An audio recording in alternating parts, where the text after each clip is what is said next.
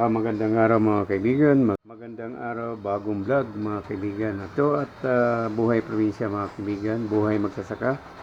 At mga kaibigan, i-share ko lang po itong ating medyo pinalawang na dahil nabali yung hawakan at hindi ko nagagamit. Kaya sayang naman, medyo makapal pa at matatalimin ko rin.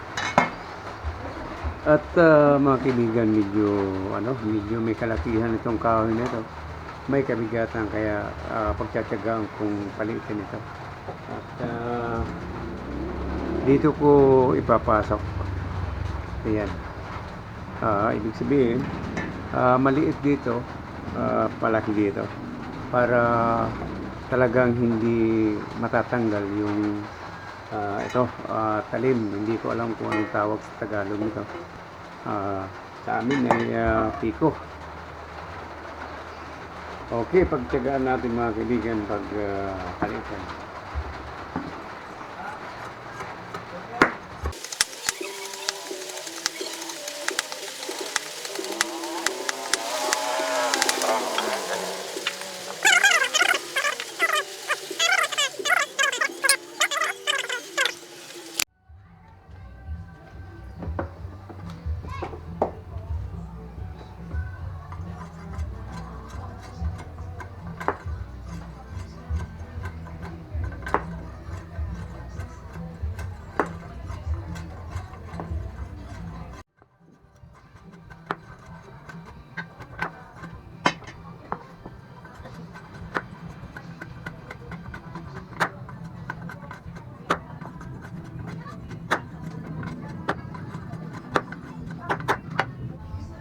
Ito, pwede na.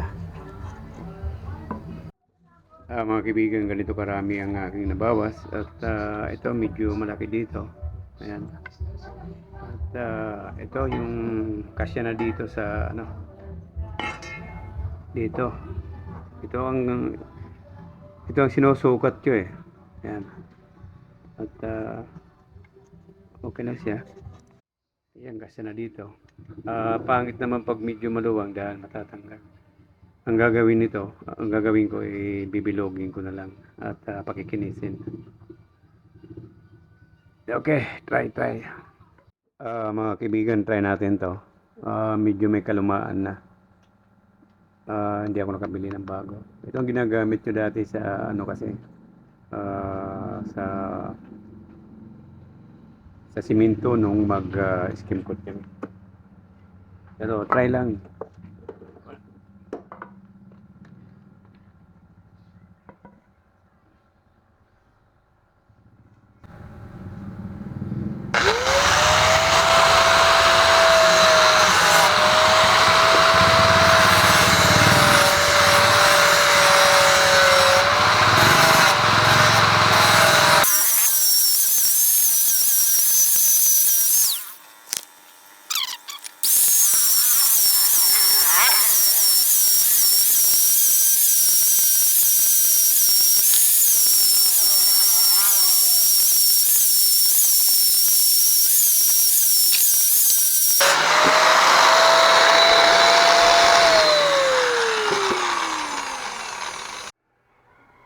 Okay na at kahit paano ay makintab na at bilog na rin kahit hindi ko nalihain. Ang kailangan kasi medyo makapal pa rin to. Kasi hindi pa ito bagong putol ko lang at alam ko kasi at liliit pa ito. Kaya mamaya ay pipilitin natin na ipasok dun sa okay na ito. Okay, ganun lang ang diskarte. Buhay probinsya, buhay magsasaka at kailangan gumawa tayo ng mga bagay na ikatitipid natin.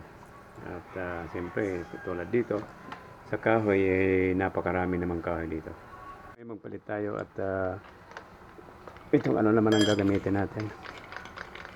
Patatalimin ko yung para hindi mahirap kahit gamitin ay maganda gumamit ng biko na matalim talaga, matalas yung ano niya, para kahit may mga ugat ng kahoy ay walang problema.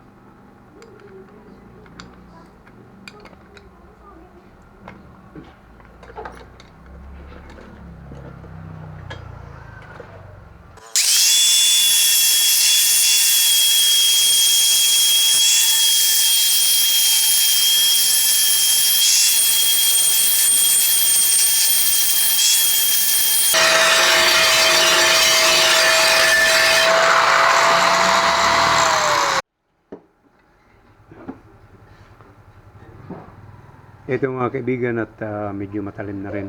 Ayan, tama lang to. Mahirap din yung sobrang talim. Ito katamtaman lang ang hasa ko, at yung bahagya lang na parang talim ng itak. At ngayon, sana pumasok, at lagyan natin ng oil para sana check ko na hindi na masyadong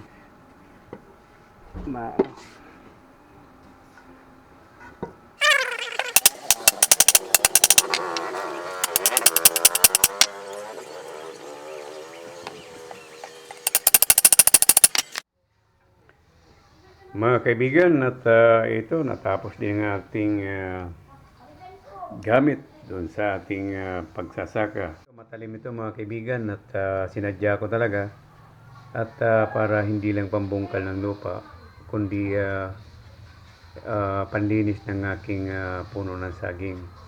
At siyempre yung mga natitirang mga saging tira sa bagyo ay sisimulan ko ring linisin at ayusin, at para gumanda-ganda uli. At ito ang gagamitin ko, i-try ko ito. At ito mga kaibigan, at susubukan natin ng ating panglinis ng puno ng saging, at ito ay talagang napakatalim na.